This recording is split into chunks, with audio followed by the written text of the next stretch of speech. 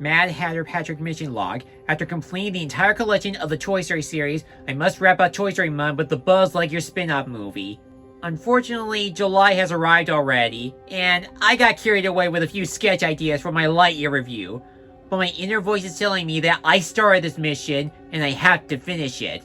Scientists from Star Command have recently discovered that mystical movie covers have special artifacts known as story elements, where if you can reach something into the cover, you can pull it out like a magic hat trick. I intend to borrow the story element so I can go back in time to June to complete Toy Story month with Lightyear.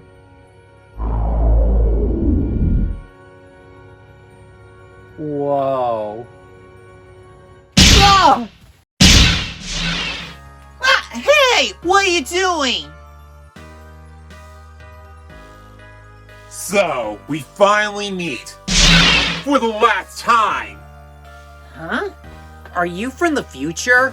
What? No! My name is Grayson Stone, and I'm here to kill the movie that's destroying cinema! Blood and Honey? No! Angel's Animal Farm? No! Madame Venomorius the Hunter? No! That Cocomelon movie? No! Lightyear! Wait a minute. Lex Luthor, Judge Frollo, the Insect Prince, Kingpin. Oh. Grayson Stone, a sleazy scammer that lies about being part of fandoms and known to be scared of pretty colors and cartoons, especially from Disney. He also weaponized popular stuff against Disney cartoons with nobody's consent, and he also spreads misinformation and conspiracies against either side. My information is irrelevant. Now that I got the hyperfuel, I'll go back in time and erase the spin-off mistake from existence. And maybe a few Disney anime leftovers from the 2020s. Bye! Stop! Wait! Oh, how I hate having villains on this channel. With Toy Story being one of the greatest successful anime franchises of all time, Pixar decided to explore other Toy Story universe from within. This leads to, honestly not a bad idea, a spin-off to Buzz Lightyear. Released in June 17, 2022, the film was directed by Agnes McLean, who, if you have done your Toy Story homework, was the director of Toy Story Terror, the inspiration behind that cool video game opening from Toy Story 2, and he was even the animation director for the computer anime opening for the cartoon show, Buzz Lightyear: Star Command. But wait, if they already made a Buzz Lightyear universe, why is there another one? Well, according to McLean, the Buzz Lightyear cartoon served as a direct hand-drawn cartoon show in the Toy Story world from the 90s, while Lightyear serves as a live-action 80s film. In other words, Buzz Lightyear Star Command was not the intellectual property that Toy Story Buzz was based off within this universe.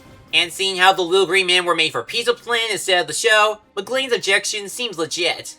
But going back to Lightyear, McLean pitched the idea for his love for science fiction, and this was the first ever movie since Onward that finally put Pixar back on the big screen after the COVID-19 outbreak, while Soul, Luke and Turning Red were only released on Disney+.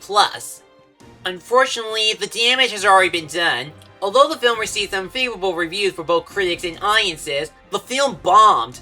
While it was up against Minions 2 and Jurassic World Dominion during that time, and it got banned and censored in some Middle East and Asian countries, the deep root behind this crash was due to the fact people were already getting used to seeing new content on Disney+, just like how the Lightyear space cadets got used to living on the maroon planet. The bomb was so painful, it led to layoffs including the director himself. The only times the spin-off will ever get some appreciation is being the most watched movie on Disney Plus 35 days straight on August 2022, and earning a few nominations, with Keke Palmer receiving an NAACP award for voicing Izzy Hawthorne. So after going through the entire Star catalog and revisiting the spin-off myself, did Buzz really complete his space mission? Welcome to another... I did it! It's gone! So, where's the kaboom? What? I don't understand. I talked to the studio. It should have been gone! Well, you must have changed something. Let's see here. Once Upon a Studio was nominated at the Oscars and won! Oh no, I made it worse! What are you talking about? Everybody loved that short, and this is way better, like a real snub-free award show! I gotta try again to save my clout-chasing career! This is gonna be a while. Let's finish Toy Story month with Lightyear. It's the tale of Buzz Lightyear, now voiced by Chris Evans, who is on a mission to find a habitable planet for all space rangers. He tried to investigate an unknown planet to ensure its safety, but he accidentally trapped everyone on this strange world. The only way to get back is by producing a stable fuel source for hyperspace. When he eventually succeeds, the Star Command base gets under attack by robots led by the evil Emperor Zurg. Now Buzz must team up with a few space cadets to defeat Zurg and finish the mission. Basically, this movie serves as an origin story of how Buzz became the popular Space Ranger we know today. And, to its credit, it sticks to the spirit of the character pretty well. Sure, it does reuse lines that were brought up from the other Toy Story movies, but this is a movie that knows how to tell a Buzz Lightyear movie first and not a Toy Story movie. In this one, it explains how he became a protector of the Galactic Alliance and what's the purpose of being a Space Ranger. As for the first adventure, it does manage to take advantage of the science fiction aspect regarding time travel. When the colony crashed landing on the planet, they would slowly but surely learn to adapt from this hostile place and create a stable environment with some new memories during their stay. But when Buzz tried to test the hyperspace, it would end up sending him 4 years in the future where his friends have gotten older, the colony built new bases and buildings, and new families have been created while he was away. This leads to the film's own message about confronting mistakes and what does it mean to complete your own mission. Buzz wants to fix the mistake that got everyone on the planet, but getting too obsessive on one mission can still lead to some damage, including himself. The film's message also applies to Buzz's crewmates where they had to learn from the mistakes they made during their mission in order to continue forward and learn to become Space Rangers. However, just like the turn of Spaceship, there are some cracks the film didn't manage to pack things up. One is that the humor is very mixed. There are some jokes I do remember laughing, especially from Socks, but there are a few characters that just weren't very funny. Also, it is noticeable that Lightyear has been holding back to its full potential of being a galactic Buzz Lightyear movie, like encountering other planets and species or learning more about the Space Ranger's previous life on Earth.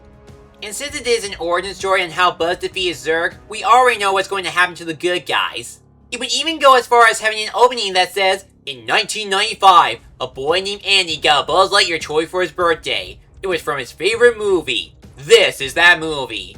And don't ask me or anyone else if it's true or not because we're not Andy, so no points will be added or deleted on that opening.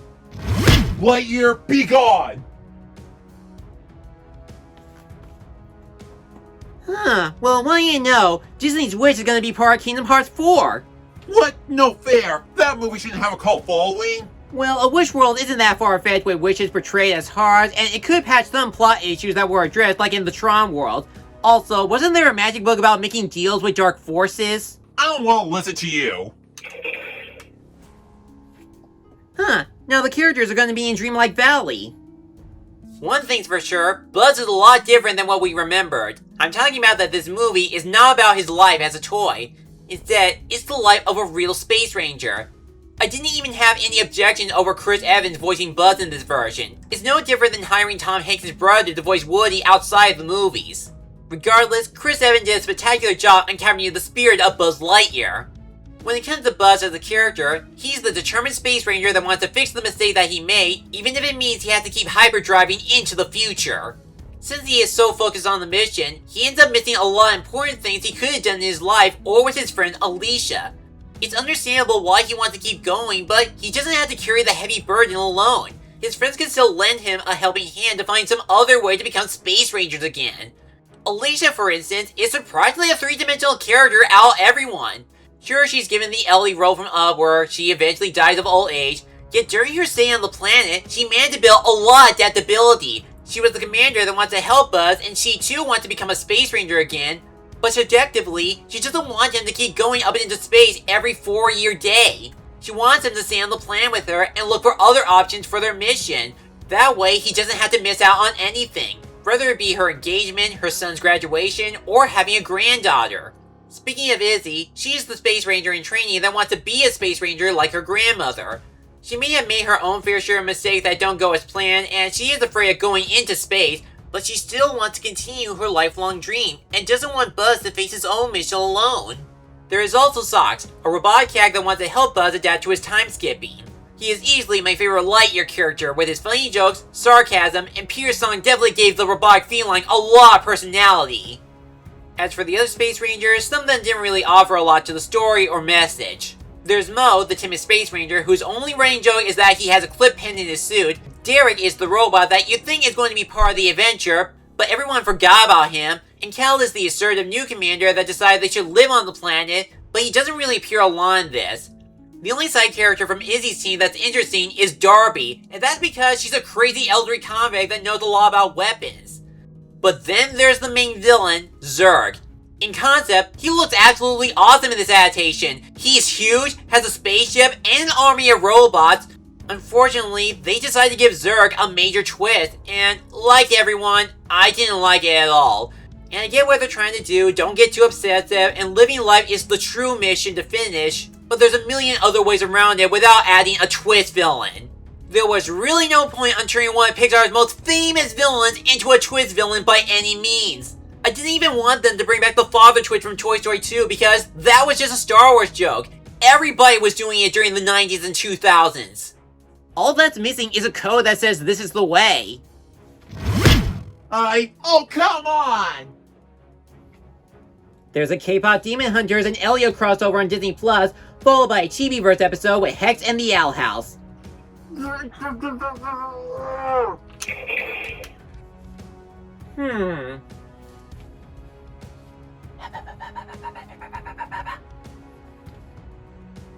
Okay, so the whole point of Lightyear is to present the real Buzz Lightyear that the toy Buzz Lightyear is supposed to be based off. I'll be honest, I think the animation is pretty cool in this adaptation. As much as Toy Story's animation? No. Is it over detailed? Sometimes, but it's not really an eyesore per se. Even though it's a movie where everybody stays on one planet, it still found a way to make Lightyear's animation look amazing. This is the one advantage that the spin-off actually has over the Buzz Lightyear cartoon. Although the characters in that cartoon are highly memorable, it does clearly show that most of the characters do look like Toy Story toys than sci-fi TV characters. In this one, none of the characters look and move like plastic toys. They do look and move smoothly like real people, and the realism somehow fits well into 3D. Even the iconic spacesuit looks awesome in this. And there's actually a variety of them with their own features. The use of technology presents a lot of creativity, such as the cell mode suit, the surrender protection kit, the traffic cone-shaped prisons, or any gadgets inside Zurg's ship. And sometimes, some of the special effects makes the action scenes intense, like whenever Buzz activates the hyperfuel. There's also the robot design that makes the other robot characters memorable and amazing, whether it be Zurg, his robots, Socks the cat, or even the autopilot Ivan. With the planet they crash landed, it does provide some immersive environments as a place surrounded by carnivorous plants and bugs. There's the space colony as both a small neighborhood and a testing site. Zurg's ship is a giant space station on the inside, and whenever Buzz and the other trainees travel to the outskirts of the colony, they become abandoned or left in ruins. Plus, with each time dilation Buzz goes through, the planet's color scheme in Space Colony changes drastically, all the way to a battlefield surrounded by Zurg bots. And boom. Oh, okay. That's gotta be... Why? And what? You just cut Twitter off the internet permanently. No! My bot! I mean, movie comments! Are you sure you're not a superhero? That's it! If I can't get rid of this movie, I'll go back in time and review both all the popular Disney movies from the 2010s and make them all bankrupt. And the best part about it, I'll be seeing you cry about it for the next 10 years or so. Not today, Gray!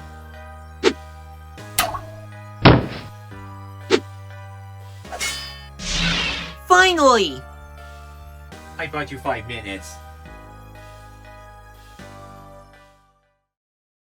I may prefer all the Toy Story movies over this, but I can never neglect this spin-off over professionalism.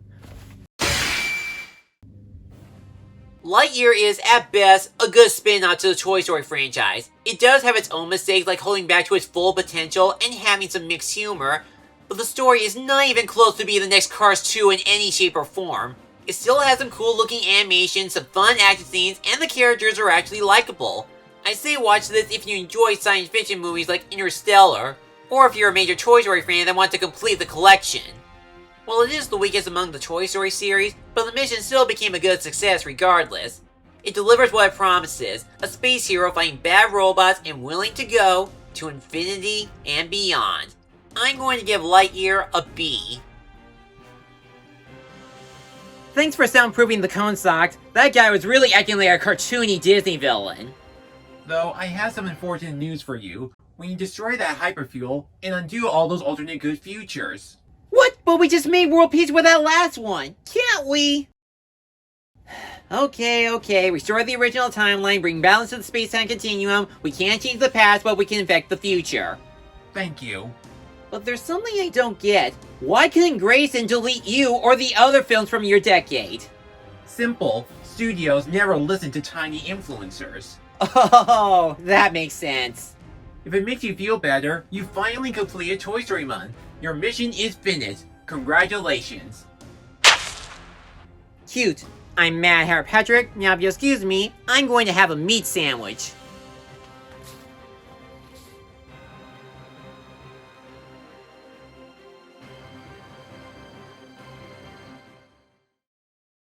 Thanks for watching this video. If you enjoyed this, check out these other videos, or feel free to like, comment, and subscribe for more upcoming reviews and other projects. I'll see you soon.